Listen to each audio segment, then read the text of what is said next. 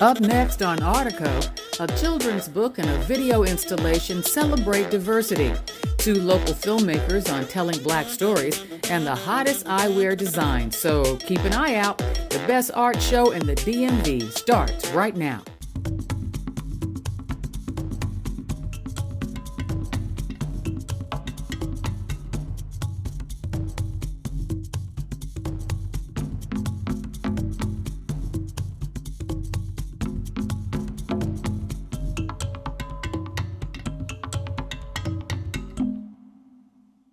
June Mines knows how to catch someone's eye, and she does it by curating some of the most unique and funky designer eyewear around. June's been in the eyeglass business for more than 4 decades and started her own company, These Eyes of Mine, 25 years ago. And I started in the lab first, grinding lenses, filling prescriptions, things like that.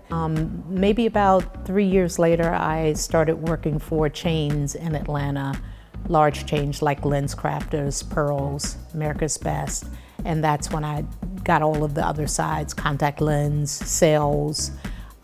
So I've been doing it a very long time. One of the things that I didn't like, because most of the chains, they sell by the thousands, one style by the thousands. And I had to kind of lie to people because we were working on commission. And it made me feel bad because I would come home thinking that frame looked horrible on that person. And why would I sit there and tell them that the frame looked good on them is why I have a unique business. And that's why I do one-of-a-kind frames from all over the world, because I believe that there's enough to go around. We all deserve to have our own one-of-a-kind, unique look. And no two people in the world are the same. So why have 10 of one style when I can have one of each style? So that's what I do. I travel, I find frames from all over the world, very unique, very different. And I fit to that frame. I marry that frame to your face based on your style and personality, and that's how I'm able to get my clients, is all through word of mouth. So we have 4 conferences every year. There's one in New York. There is one in Silmo. It's called Silmo, but it's in Paris. There's one in Milan, and then there's one in Vegas. You know, and these people are traveling from all over the world. So we're all coming together under one roof to exchange ideas and to find the most unique frames. So a lot of them are handmade in little small countries, and little small towns in Italy, and so you get to meet the actual designer and the actual manufacturers. So everyone's there under one umbrella, and that's how we end up that's how I end up finding frames, is going to these different conferences. There's always trends, and then there are always frames that are timeless, we should say, just like the cat eye. The cat eyes are timeless. People are they're always gonna be cat eyes. A lot of people come in and they want tortoise shells. So you have the trendies, and then you have the timeless.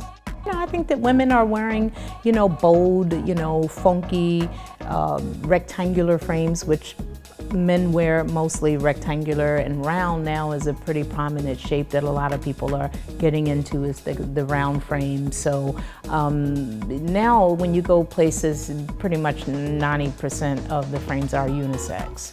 So I typically find frames that are timeless because people are coming in and they're spending money and they want something that's going to be with them for a while and it's never going to go out of style.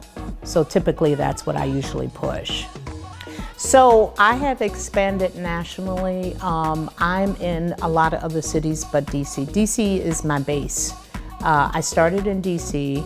I started out in my car, believe it or not. Over 25 years ago, I was going to people's homes with my eyeglass cases to homes and pulling out and spending hours in someone's home to find that perfect frame for their face, and working out of my home And then I picked up many other cities. So I'm in Atlanta, I'm in Chicago, I'm in New York, I'm in New Orleans. I'm pretty much everywhere. And that came through conventions. I started doing shows. I'm with the Deltas, I do the Black Theater Festival, I do Caucus. So once you start doing the shows, the conventions, that's how you pick up your clientele in different cities. And once you build a certain clientele in those cities, then that demands you to go to that city, every 3 months, every 6 months, to see more and more people, because each person that get glasses, that's referrals, and so that's how you end up building a strong clientele in each city. She must be doing something right to keep them coming back. Special thanks to our eyeglass model, June's longtime friend and realtor, Rakia Gilbert. To find out more about June's jazzy eyeglass collection, visit theseeyesofminds.com. Art in the time of COVID has forced organizations to be more innovative than ever before. Many have risen to the challenge, like Cultural DC with their new 2-part video installation, Subversions. So Cultural DC is a nonprofit visual and performing arts organization. We have been in the district for over 20 years. We own the Source Theater here at 14th and T Street. We've owned the theater here since about 2007. This is our home base, but we also have 3 resident performing arts organizations that use this theater as their primary performing space. I think because of COVID, the theater has been closed since March, like many theaters. And so, at Cultural DC, we've been trying to find creative ways to still be able to offer artists a platform. And so since we can't use the inside of the theater, we have found a way to use the outside of the theater during this to present a video installation. So we're really excited to work with curator Terry Henderson. Terry is an African-American curator based in Baltimore. And she works for Be More Art and helps to curate the Connect and Collect gallery in Baltimore. And she has selected Miguel Braselli to be the artist featured in this first part of the series. Miguel is a Venezuelan-born artist, but he is based in Baltimore. He teaches, and a lot of his work really deals with public space and these interactions of people and cultures in different public space. We're very excited to be able to have this installation, so for viewers that are walking down the street and cars that are driving by can see this installation and participate in art.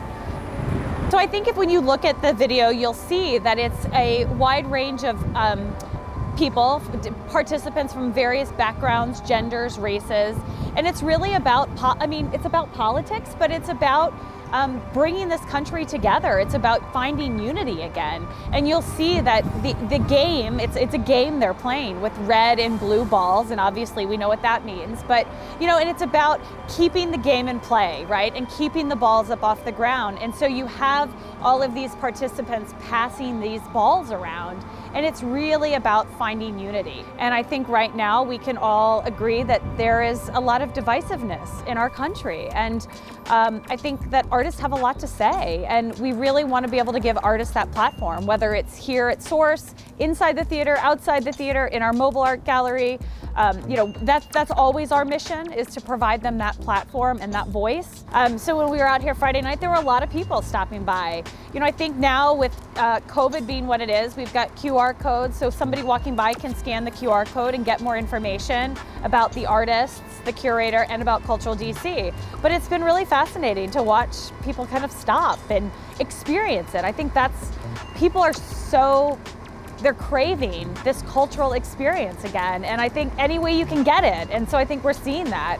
Subversions runs nightly through November 30th from 6 p.m. to 9 p.m. And look out for the second half of the installation, scheduled to start running in early spring. 2 DC area filmmakers are creating quite a stir with their new films.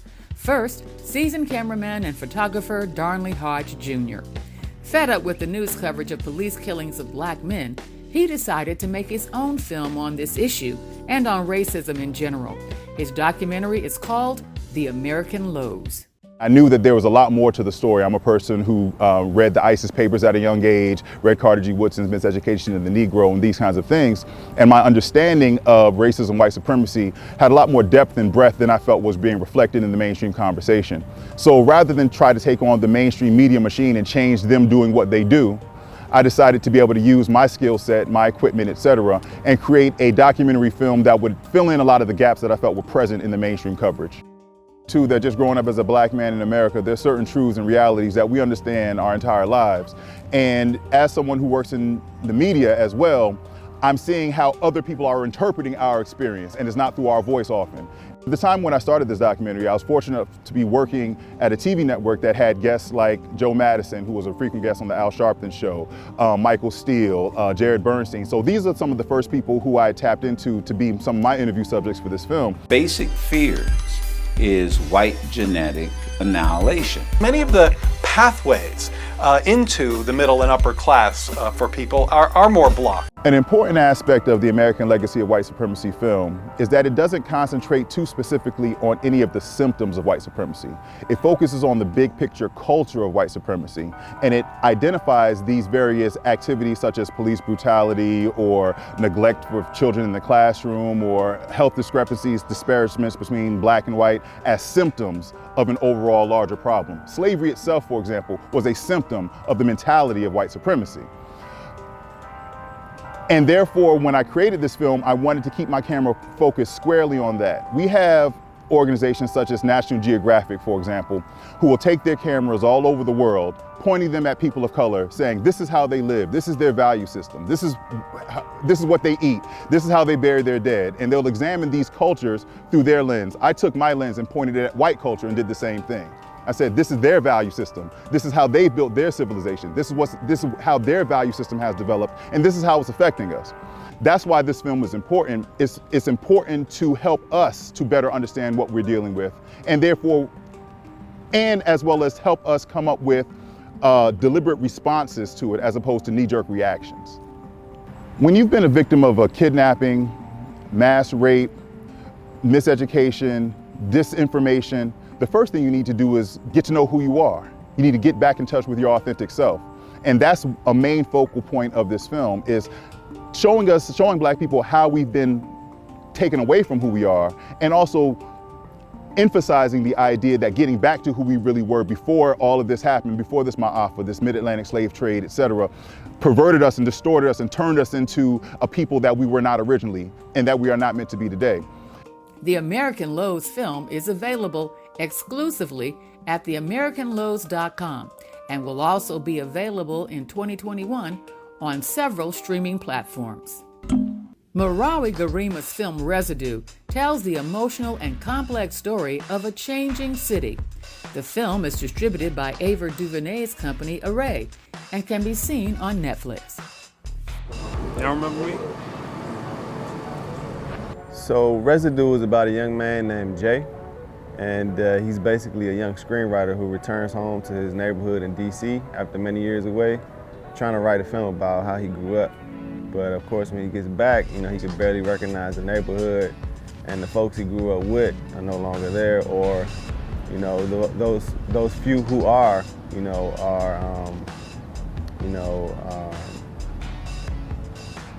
going through various things that he's trying to understand, how his life could have turned out so different. I remember when y'all left though.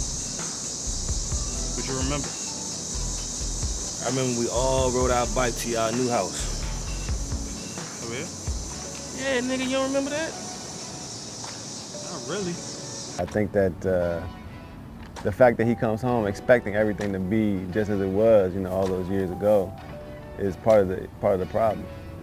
The crazy thing about being black in America is that, like, at any time, the question of, is somebody you know, or is this person, this other person that you're meeting, like, are they a cop? You know what I mean? Like, are they in some way, can they be trusted?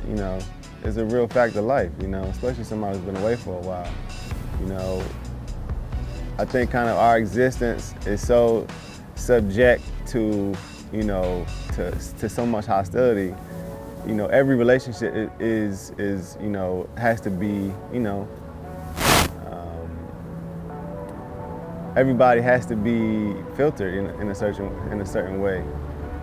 And that's why Delonte's character is so important, you know, a friend who, you know, of course there's love between them, you can tell, but at the same time, you know, he's really calibrating him to the new realities of the city.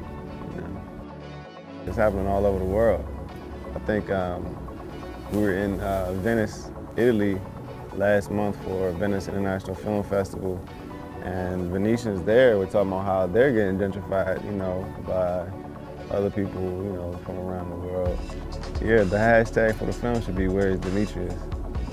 And everybody wants to know, what happened to the city, you know, what happened to all of our friends, you know, folks we grew up with, you know, what happened to, you know, kind of like DC as we knew it, you know, which was kind of snuffed out right up under our noses, you know. We've had a whole range of responses, but overwhelmingly positive. You know, I think a lot of people from DC were happy to see a film period about DC, you know what I mean? About black DC. You know, Hollywood will have you thinking DC is a white city, you know? But, you know, I think that like people are excited to see Chocolate City represented on the screen. Almost every character in the film kind of comes out of my life in one way or another. Personally, the most impactful part for me is the last moment of the film when the two boys on the porch, as he's running away, he's remembering when he was on the porch with his young homie Demetrius, and that last conversation where Demetrius asked him, you know, I heard you were moving.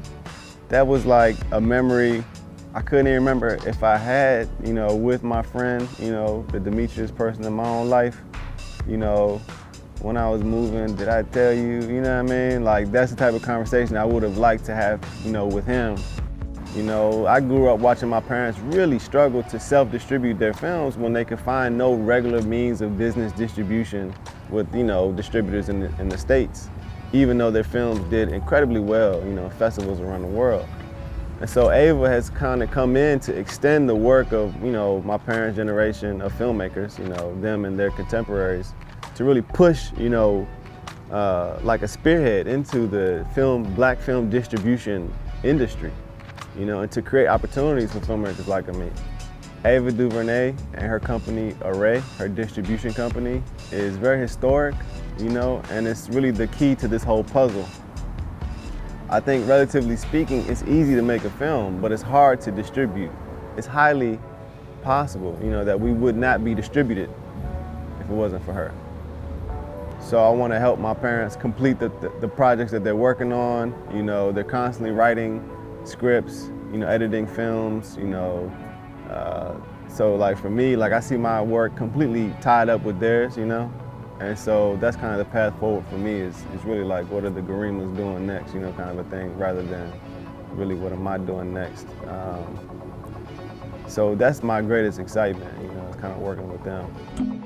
If you're looking for fun things to do, Signature Theater presents a sizzling online tribute to the golden age of the turntable. It's called Signature Vinyl and features the hits of artists like Stevie Wonder, The Beatles, Carole King, Marvin Gaye, and more.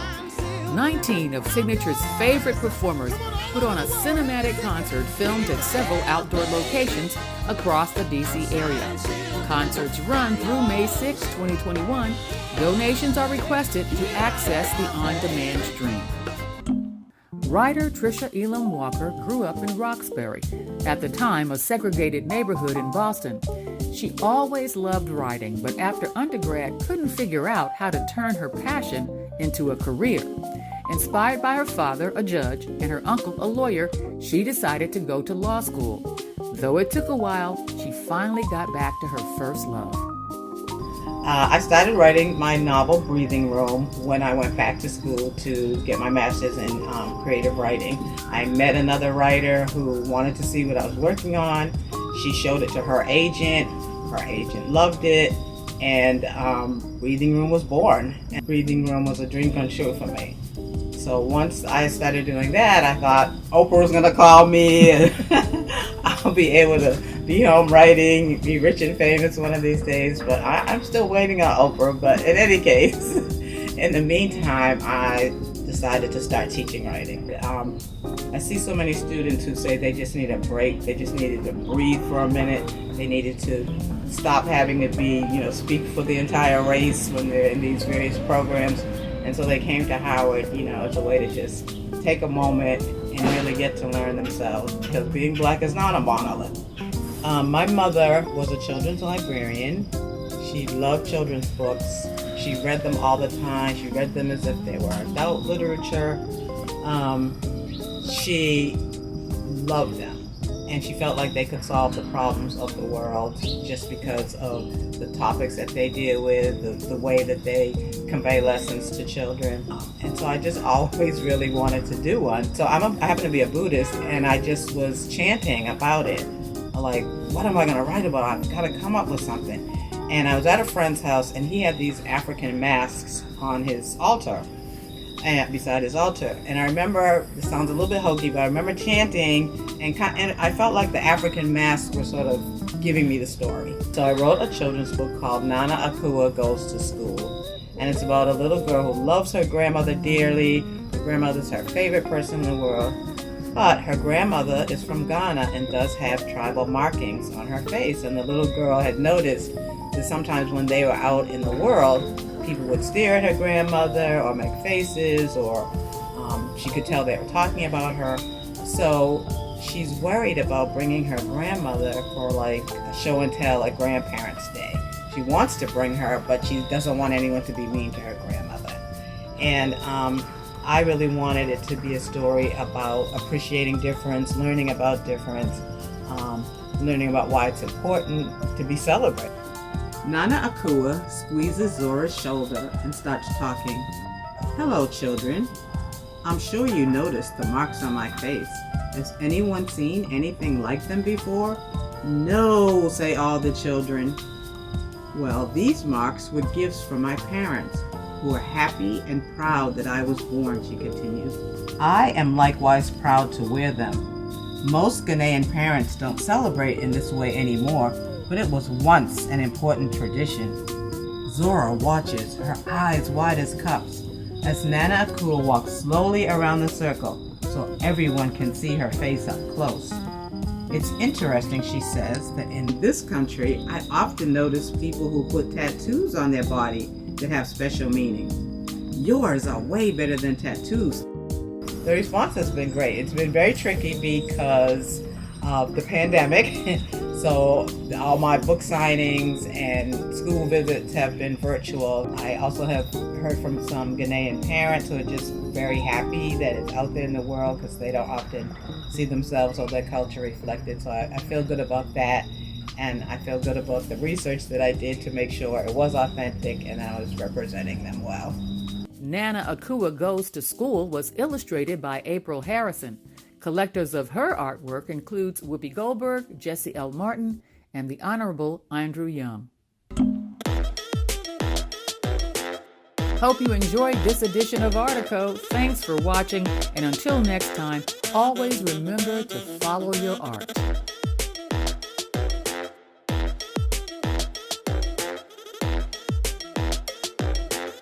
This program was produced by WHUT, Howard University Television, and made possible by contributions from viewers like you. Thank you.